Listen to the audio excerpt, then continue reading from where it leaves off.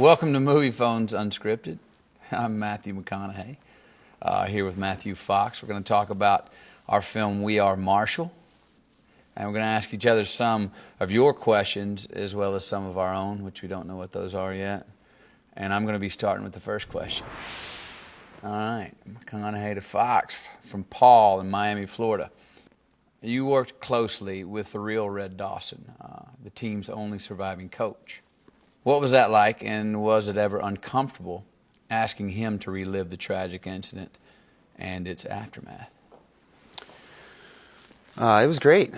You know, I actually called him and got to meet him on the phone. That was the first introduction to him, and then I was working on Lost over in Hawaii, and I couldn't leave, so I called him and I said, "Look, this is the story. I can't leave the island. I would much rather come down and see you in Huntington.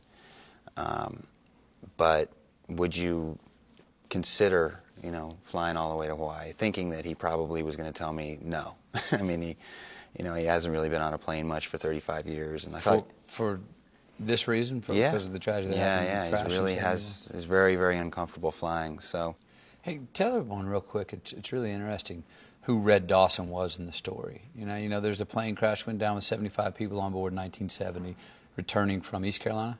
Yeah. Is that correct? And the plane crashed, and there were 36 players and other coaches. And Red Dawson, the character that Matthew portrays, was supposed to be on that plane. He was. He was supposed to be sitting on that flight on the way home, and he ended up giving up his seat to another coach, and taking this long drive recruiting trip to go out and see this linebacker that they were looking at for next year.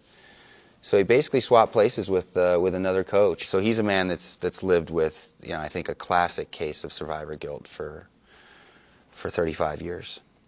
And then we spent a few days getting to know each other, and then I had to start asking him the more difficult stuff, and that was about 1970, and try to get him to open up about that. And I asked certain questions that I needed to know. Why did he turn down the head coaching job and then accept the assistant coaching job under Langle? They already came out here to ask me back, and I already told them that I'm not coming back. Yeah, so. I heard about that. Just thought I could make you a better offer. They asked you to be the head coach. I want you to be the assistant coach. I think that's a demotion, Jack. And why did he actually, after that year, walk away from the game, and certain things like that helped. All right, I'm going to ask the next one. This is from Jennifer in Charlotte, North Carolina. How did you first learn about the story told in We Are Marshall, and how did you prepare for the role? Jennifer, I received the script. I was in Austin, Texas. I was in my trailer. I took a Sunday afternoon. I sat down and read it, and it is the first script that I've read that as soon as I finished it, I knew I wanted to be a part of it. I was honored that it was something that was being offered to me. But as soon as I shut the script, I was like, I've got to be a part of this. And I haven't felt that way about a script since Dazed and Confused, which was my first job, which I was saying yes to that no matter what, because I'd never even worked before, Preparing for it, I got in touch with the man that I was portraying, Jack Lingle.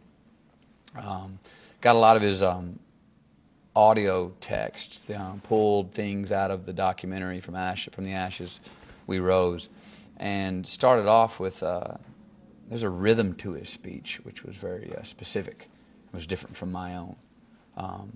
And then, the script was pretty close to what the truth is, and had a lot of his words in it anyway.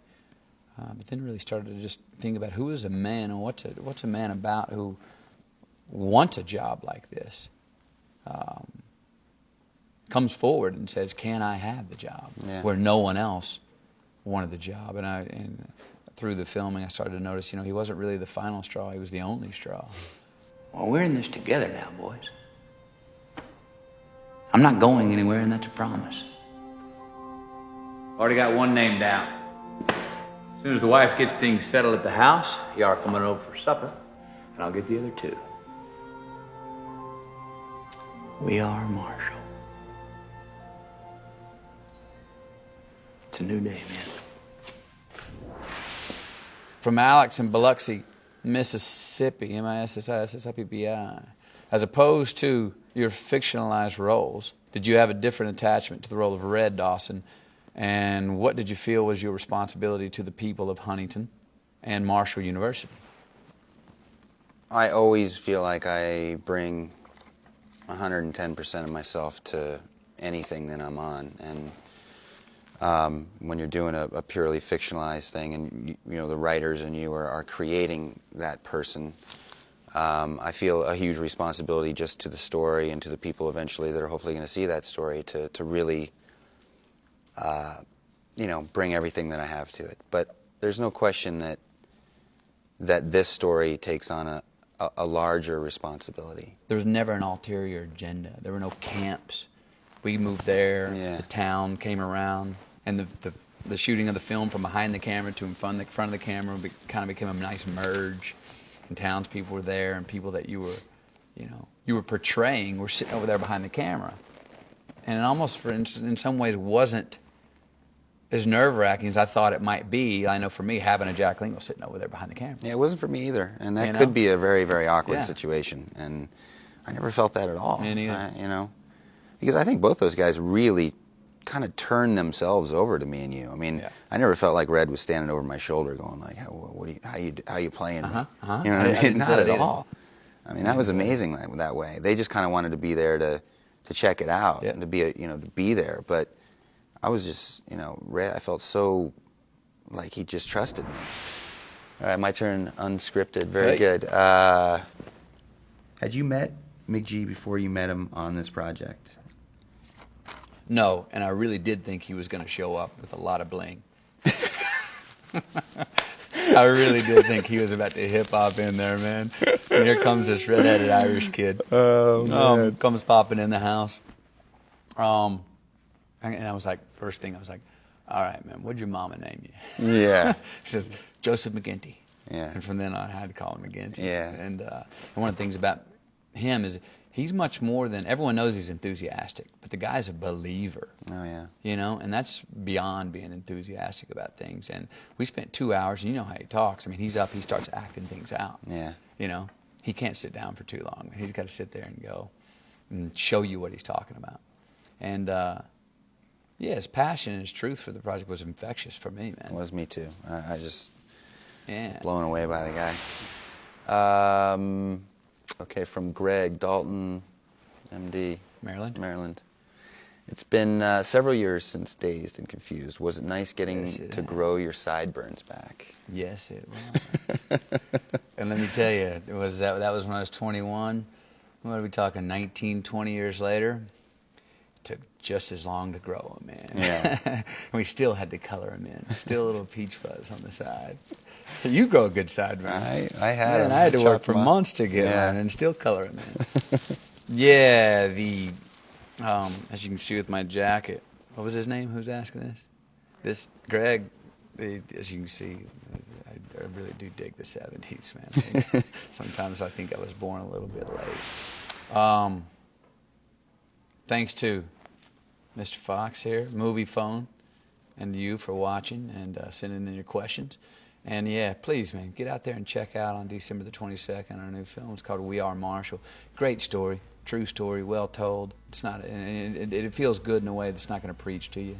It's a story that you probably don't know about, and if you do know about it, it's a fun, beautiful ride being told the story in the theater. And I hope you enjoy the experience. It's a good communal experience, man. And Right on. just keep living.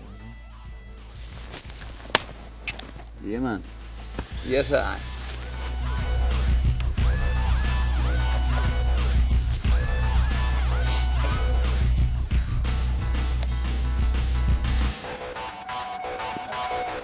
We could have gone on for hours. Could have. We had a little talk show. Yeah. The Matthew and Matthew show.